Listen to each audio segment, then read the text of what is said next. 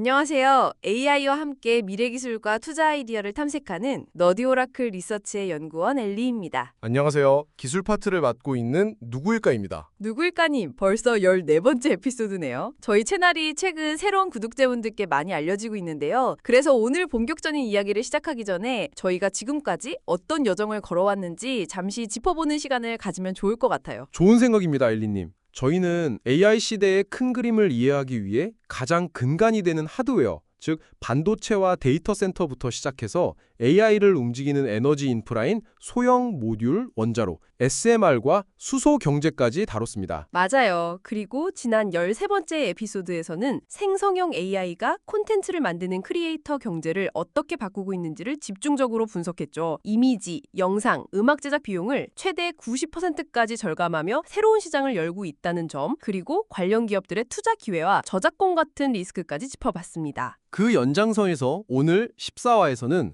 생성형 AI의 심장부, 바로 소프트웨어 개발 시장으로 더 깊이 들어가 보려고 합니다. AI가 코드를 짜고 프로그래머의 역할을 바꾸고 있는 이 거대한 변화의 소용돌이 속에서 어떤 기업들이 승기를 잡고 있는지, 그리고 우리는 어떤 관점으로 이 시장을 바라봐야 할지 이야기 나눠보겠습니다. 네, 오늘 이야기도 정말 흥미진진할 것 같은데요. 방송을 보시면서 저희가 다루는 내용의 깊이나 주제에 대해 다양한 의견이 있으실 것 같아요. 조금 더 쉽게 설명해 주세요. 또는 이 부분은 저 전문적으로 파고드렸으면 좋겠어요. 같은 의견들을 댓글로 편하게 남겨주세요. 여러분의 피드백을 적극적으로 반영해서 더 좋은 컨텐츠를 만들겠습니다. 자, 그럼 너디 오라클 14화 본격적으로 시작합니다. 잠시 위퍼우스 채널 구독과 좋아요, 알림 설정은 저희에게 큰 힘이 됩니다. 자, 그럼 가장 궁금해하실 투자 이야기부터 시작하겠습니다. 저희는 개인 투자자 입장에서 정규 시장의 주식과 ETF 투자를 중심으로 분석하는데요. 오늘 다룰 AI 코딩 및 소프트웨어 개발 분야에 대한 저희 대시보드의 결론부터 말씀드리면 투자 태도는 관망 후 진입, wait and see입니다. 네, 춘추전국 시대라는 표현이 지금 상황을 가장 잘 설명합니다. 마이크로소프트의 기터브 코파일럿이 플랫폼을 기반으로 앞서가는 듯하지만 구글의 제미나이가 막강한 생태계를 무기로 추격하고 있고 엔트로픽의 크로드는 압도적인 기술적 차별성으로 커서 같은 신흥 강자는 사용자 경험으로 치고 나오고 있습니다. 말 그대로 한 치 앞을 내다보기 힘든 안개 속 형국이죠. 맞습니다. 그래서 저희는 섣불리 승자를 예측하기보다는 명확한 그린라이트 신호가 켜질 때까지 기다리는 전략을 추천합니다. 저희 대시보드에서 주시하는 그린라이트 신호는 크게 세 가지입니다. 첫째, 시장 점유율에 명확한 리더가 등장하는가, 특정 플레이어가 40에서 50% 이상의 압도적인 시장 점유율을 확보하며 시장을 평정하는 시그널입니다. 둘째, 강력한 락인 효과를 증명하는가, 개발자들이 다른 툴로 넘어갈 엄두를 내지 못할 만큼 강력한 플랫폼이나 생태계를 구축했는지 봐야 합니다. 셋째, 명확한 수익 모델을 보여주는가. 기술적 우위를 넘어 안정적이고 지속 가능한 수익을 창출하고 있다는 것이 숫자로 증명되어야 합니다. 기술적인 관점에서도 중요한 관전 포인트가 있습니다. 바로 사실상의 표준이 정해지는 순간입니다. 특정 기업의 AI 모델이나 개발 방식이 업계의 표준처럼 널리 받아들여지기 시작하면 그때가 바로 승패가 갈리는 중요한 변곡점이 될 겁니다. 따라서 지금은 특정 기업에 투자하기보다는 저희가 오늘 뒤에서 자세히 다룰 승리의 조건들을 기준으로 관심 기업 리스트를 만들어 두고 저희가 말씀드린 그린라이트 신호들이 언제 켜지는지 함께 지켜보시는 것이 현명합니다. 저희 너디오라클이 그 시점을 놓치지 않고 계속해서 분석해드리겠습니다. 사실 AI가 코딩을 한다는 게 비전공자 입장에서는 막연하게 들릴 수 있어요. 그래서 아주 직관적인 사례를 하나 가져왔습니다. 바로 바이브 코딩이라는 말을 들어보신 적이 있으신지요? 네, 바이브 코딩은 코딩을 전혀 모르는 사람도 단 몇 시간 만에 웹사이트나 앱을 만들 수 있도록 돕는 서비스를 제공하고 있죠. 과거에는 수백, 수천만 원의 외주 비용과 몇 달의 시간이 걸렸을 일이 AI 덕분에 극적으로 간소화된 겁니다. 이렇게 만든 코드와 서비스로 실제 수익까지 얻고 있다고 합니다. 핵심은 아이디어만 있으면 누구나 개발자가 될 수 있다는 가능성을 보여줬다는 점이에요.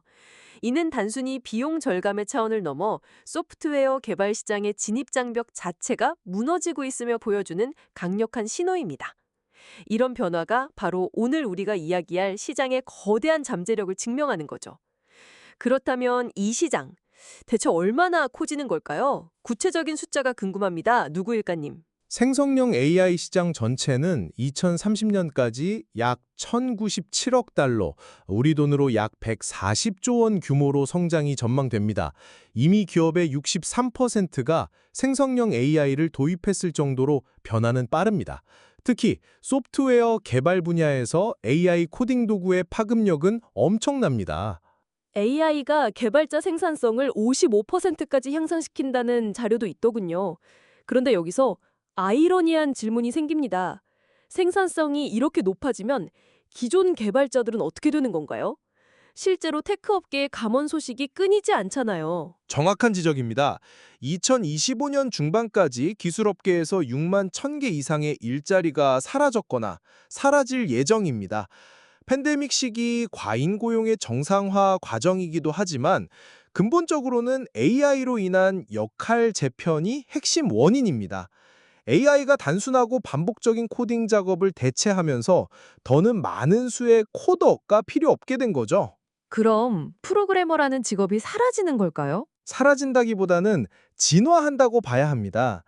AI가 8,500만 개의 일자리를 대체하는 동시에 9,700만 개의 새로운 일자리를 만들 것이라는 전망이 있습니다.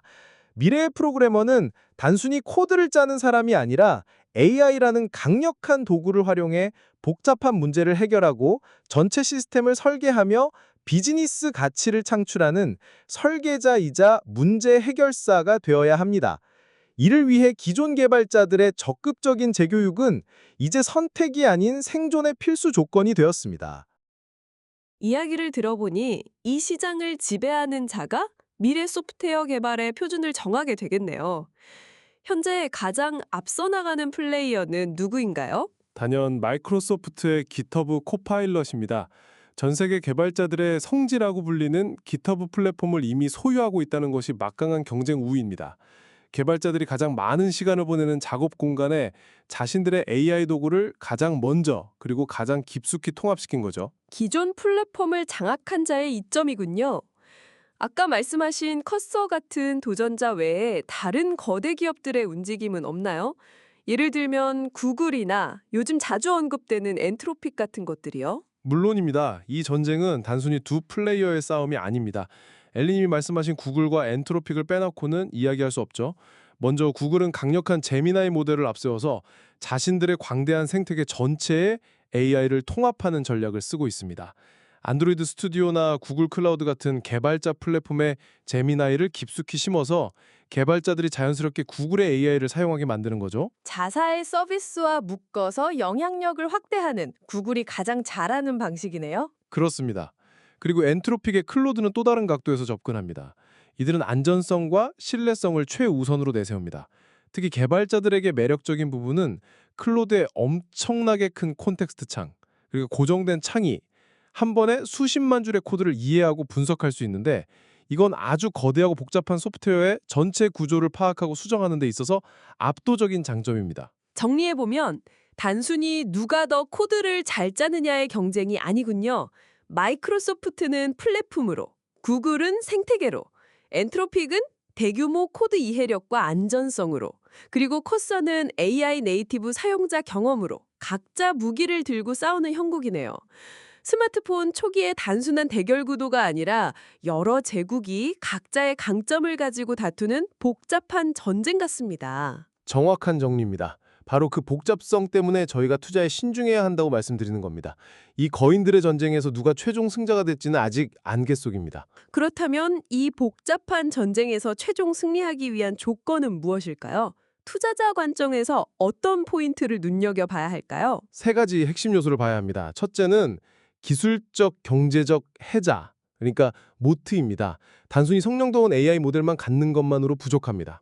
코파일럿처럼 방대한 양의 고질 코드를 독점적으로 학습 데이터로 사용하거나 클로드처럼 특정 기술, 대규모 컨텍스트 처리에서 압도적 우위를 갖거나 구글처럼 막대한 자본력으로 경쟁자가 따라올 수 없는 수준의 투자를 지속하는 것이 중요합니다. 데이터, 기술, 자본력이 핵심이겠군요. 두 번째는 뭔가요? 두 번째는 플랫폼입니다.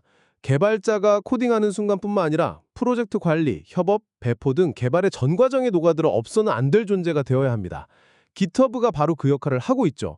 이 플랫폼을 장악하면 개발자들은 다른 선택지를 고려하기 어려워집니다. 마지막 세 번째 조건은 자연스럽게 따라오겠네요. 네, 바로 락인 전력입니다. 한번 우리 플랫폼과 AI 도구에 익숙해진 개발자가 다른 서비스로 넘어갈 때 매우 큰 불편함과 전환 비용을 느끼게 만드는 겁니다.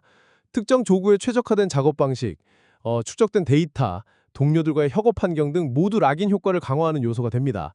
이 세 가지를 모두 갖춘 기업이 이 시장의 최종 승자가 될 가능성이 높습니다. 정말 복잡하고 거대한 전쟁이네요. 오늘 이야기를 정리하면서 저희 너디 오라클의 결론과 제언을 말씀드리겠습니다. 첫째, 섣부른 예측은 금물입니다.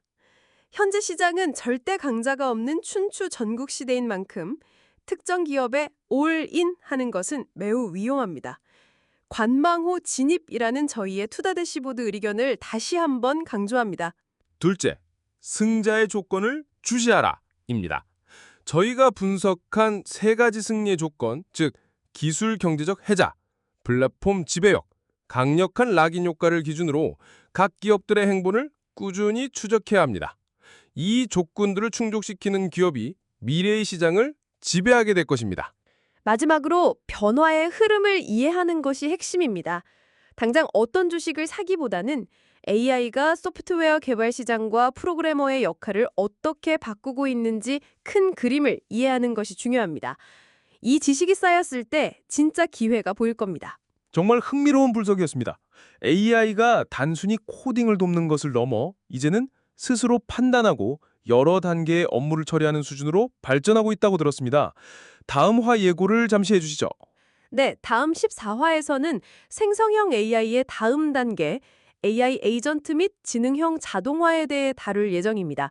단순히 질문에 답하는 챗봇을 넘어 항공권 예약과 호텔 결제를 한 번에 처리해줘와 같은 복잡한 명령을 자율적으로 수행하는 디지털 동료의 등장이죠. 생각만 해도 편리하네요. 기업 입장에서는 운영 효율을 극대화하고 투자 수익을 확실히 증명할 수 있는 분야라 관심이 뜨거울 것 같습니다. 연평균 44% 이상 폭발적으로 성장할 것으로 예상되는 AI 에이전트 시장. 다음 주에도 깊이 있는 분석으로 찾아뵙겠습니다. 이전에 말씀드렸던 계획에서는 AI 관련 규제를 말씀드리려고 했는데 AI 에이전트 및 지능형 자동화를 먼저 다루고 AI 관련 규제에 따른 기회를 조금 더 종합적으로 다룰 수 있을 것으로 판단하여 그 순서를 조금 바꾸었습니다.